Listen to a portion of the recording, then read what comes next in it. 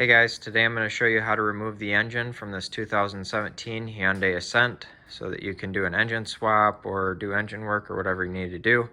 If this video is helpful, can you smash that thumbs up button and leave a comment down below for the YouTube algorithm? It really helps out a lot. First thing we're going to do is remove our hood here. This just gives us lots of room when we actually go to pull this out with a chain fall or a cherry picker, whatever you're using. It is 4 12mm bolts right here, right here, right here, and right here. Now we are going to unhook our battery here.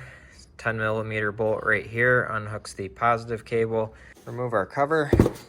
Now we're going to remove our intake here. So we are going to move this hose clamp back and pull this hose off, and then loosen this hose clamp right here, 10mm, and this hose clamp right here, also a 10mm, and we can pull this off. Now remove these bolts. They're 10mm bolts that hold this splash guard here. There's one here, one here, one here, one here, one here. Now we are going to unhook this 10mm bolt, this 10mm bolt, and this 10mm bolt holding up these splash guards. All right, we are going to drain the radiator. The radiator drain is right there. So you're gonna twist this and open it. As you open it, the coolant is gonna drain out right here. You can remove this and it'll help it drain a lot faster. Now we're gonna start removing the wiring harness here. So there's two 10mm bolts right here that we're gonna take out, and then all of these plugs that plug into here. So there's one down here, there's one here on the alternator, there's one right here, this big one right here, all of your coils, fuel pump, this one, this one, this one. There might be one under here, yep, to the coolant right here, and this one right here. And then we should be able to lay our wiring harness off to the side. This is clipped on in two places, one right here and one down under here. In order to get them off, you have to lift up on this tab right here while pushing. You can do that for the one back here and then do it to the front, and then you'll be able to have it loose. Now we're going to unhook the fuel line here.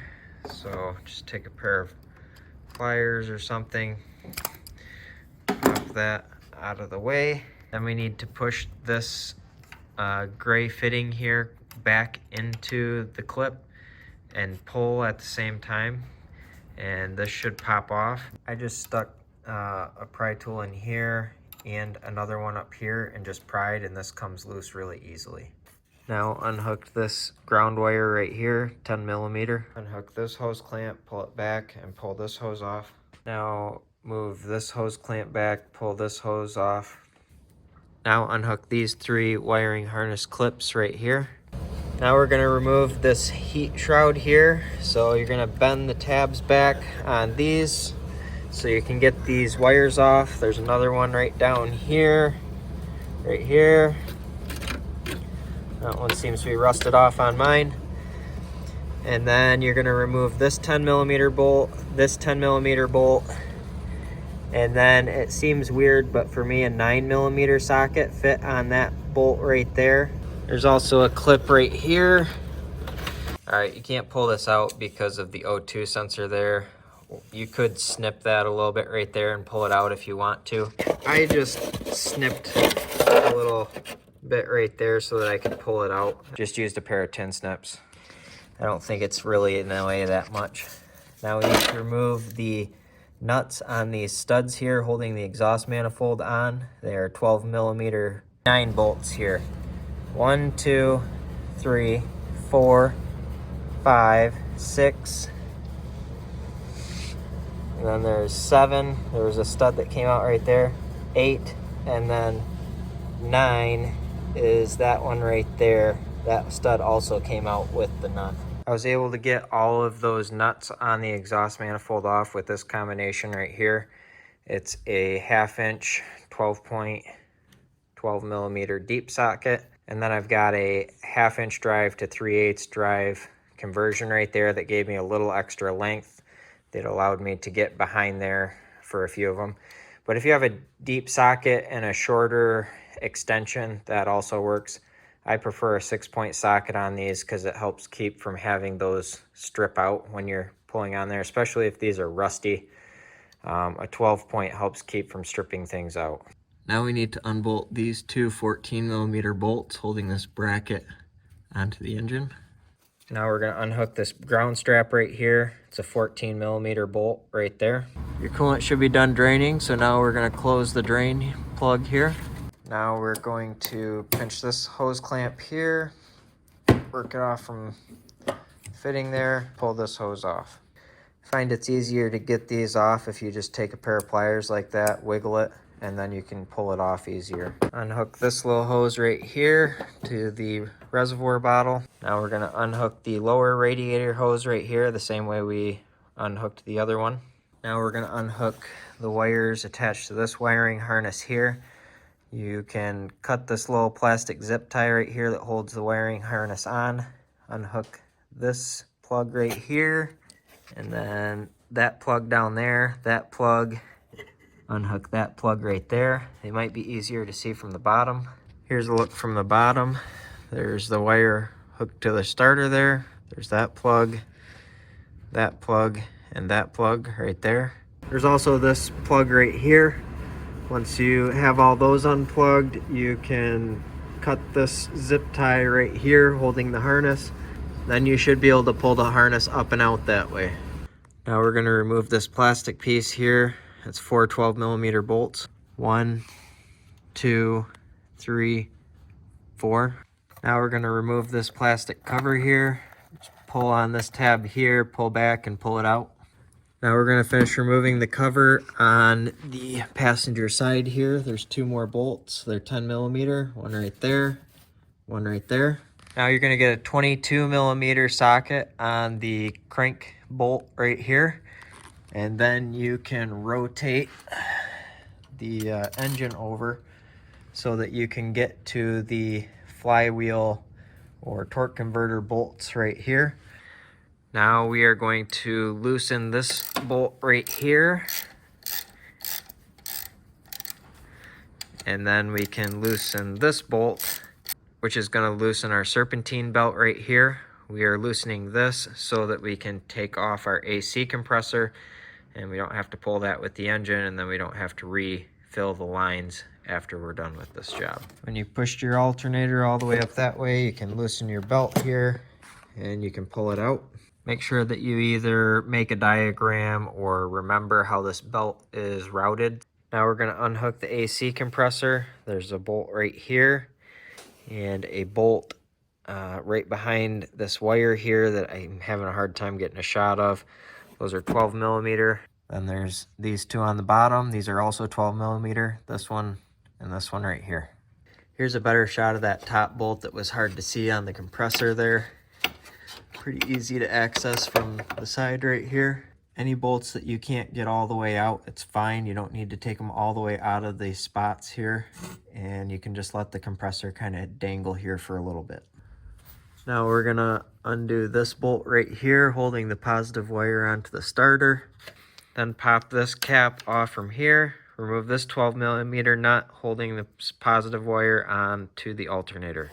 Then you can cut the 3 zip ties that hold this power cable line here in.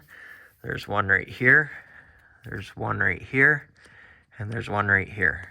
Okay, we need to remove 2 nuts that are right down here.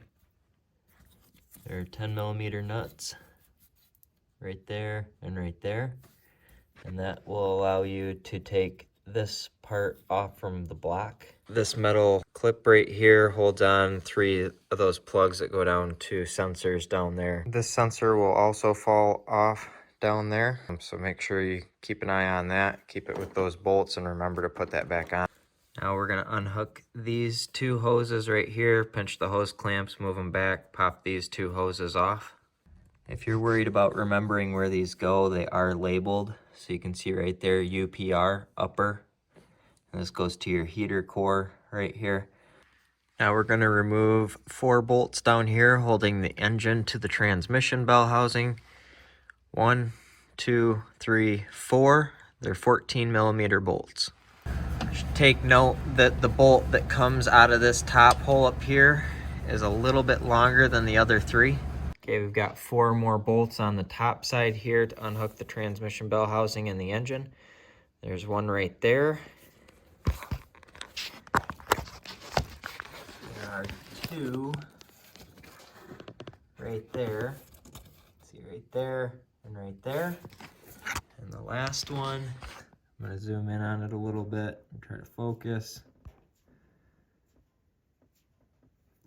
The last one is right there below that hose. You can see it right there at the tip of my finger.